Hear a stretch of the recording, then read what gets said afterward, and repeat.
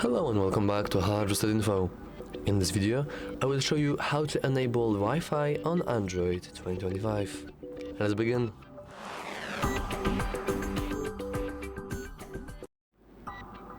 All you want to do is simply expand your control center. As you can see, we have an Internet tab right here. Of course, this view might depend on your phone, but generally speaking, Wi-Fi is always in the left top corner. Now we simply want to click on Internet, and as you can see, it is enabled, but it is not connected to any network.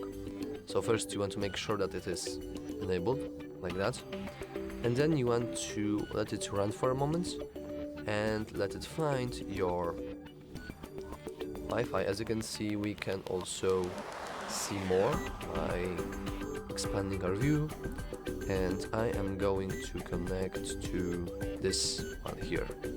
So let me simply input my password. Password is successfully inputted. We can now hit connect. Now it will scan, contain, connect, obtain IP address, and as you can see, we are successfully connected to our Wi-Fi. And yeah, that's all for this video.